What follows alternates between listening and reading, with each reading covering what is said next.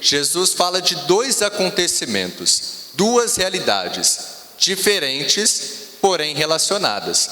Jesus fala no capítulo 13 de São Marcos, não aparece na leitura de hoje, mas ele diz sobre a destruição do templo de Jerusalém, que de fato aconteceu. Havia acontecido uma primeira vez, antes de Cristo, e depois, no ano 70 depois de Cristo, houve a destruição do templo em Jerusalém.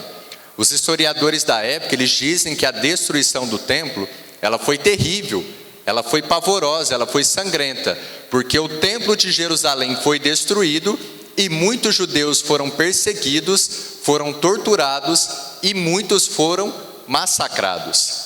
E depois houve um novo tempo. A segunda realidade que Jesus fala no capítulo 13 é o evangelho de hoje.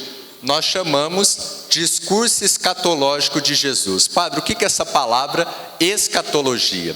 Escatologia, gente, significa as realidades últimas da nossa vida. Então, o fim dos tempos, a vinda de Cristo, céu, inferno, purgatório, tudo isso se refere às realidades últimas da vida.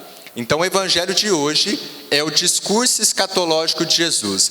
E Jesus usa uma forma de linguagem, e Jesus usa algumas imagens que para nós são misteriosas.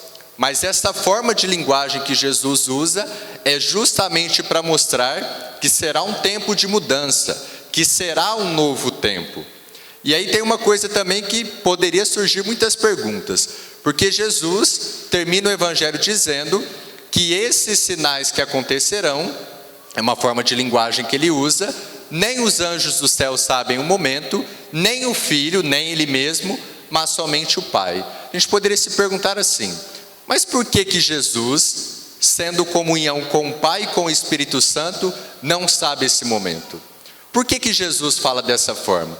Porque imagina, gente, vamos pensar, se Jesus dissesse o dia e a hora que isso aconteceria, que viria esse novo tempo, que seria o retorno dele triunfante, glorioso, as gerações se preparariam para isso? As pessoas se preparariam? Certamente não.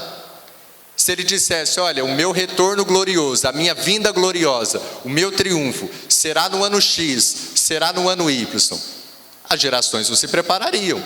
Então, por não ter dito o dia e a hora desses acontecimentos, todas as gerações cristãs se prepararam. Os primeiros cristãos pensavam que a vinda de Cristo seria iminente, seria lógico, seria muito rápida. Depois, na Idade Média, os cristãos também esperaram. Na Idade Moderna, na Idade Contemporânea, e nós agora, nós estamos esperando. Então, qual que é a mensagem central do Evangelho de hoje? Não é para nos causar desesperança, não é para nos causar medo, muito pelo contrário. O Evangelho de hoje é um chamado a renovarmos a nossa esperança em Cristo e é um chamado a estarmos vigilantes. Porque aquele que está vigilante, aquele que está preparado, aquele que aguarda Jesus Cristo, quando ele vier, quando chegar esse tempo de mudança, não precisará temer. Reinará com Cristo, estará com Cristo para sempre. Precisam temer aqueles que não estiverem preparados.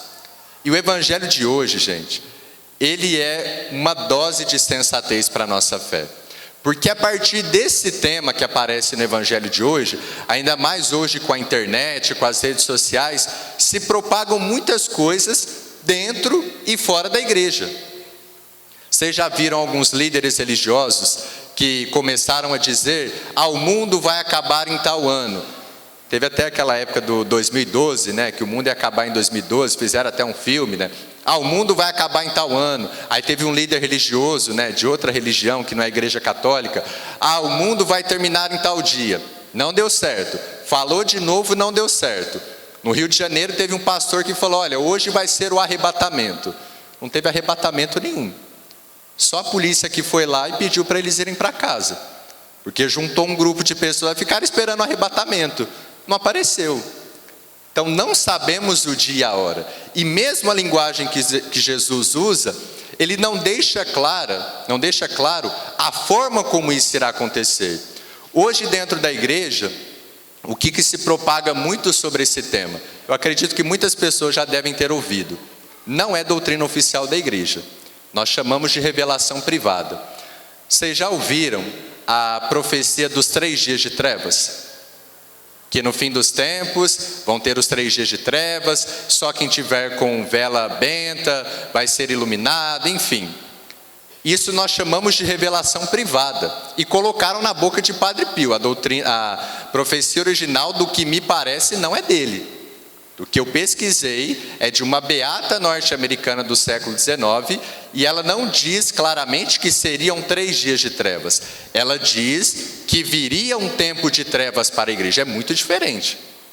Viria um tempo de trevas. Pode ser no início do século XX, poderia ter sido, poderia ser no meio do século XX, pode ser agora, mas colocaram na boca do Padre Pio e isso se propaga.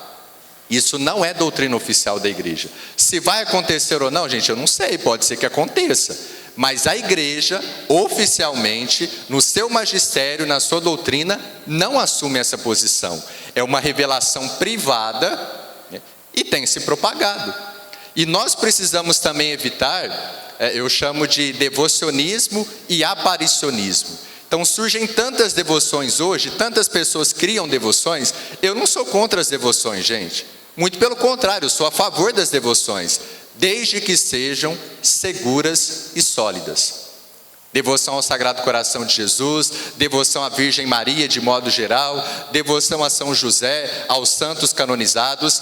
Eu estou com a igreja orienta, a igreja nos aponta, é isso. Agora surgem tantas devoções, tantas coisas, tantas pregações dentro da igreja, que nós ficamos perdidos. O fenômeno do aparicionismo, ou seja, Nossa Senhora está falando tanta coisa, está falando aqui, está falando ali, e aí isso vai causando uma neurose em algumas pessoas, porque se fala tanta coisa, que uma mensagem de Nossa Senhora aqui, uma mensagem de Nossa Senhora ali, as pessoas ficam espantadas. E também as mensagens de Nossa Senhora, as possíveis mensagens, também são revelações privadas. As duas que a igreja dá mais credibilidade, Lourdes e Fátima, até pelo fato de como foram acontecendo as coisas. Em Fátima, Nossa Senhora disse: se o mundo não se converter, virá uma grande guerra. Veio uma grande guerra. Se o mundo não se converter, a Rússia espalhará os seus erros pelo mundo. O comunismo se espalhou pelo mundo. Agora surgem tantas mensagens de Nossa Senhora, tantas devoções, que a gente vai se perdendo, e relacionados a esse tema de hoje.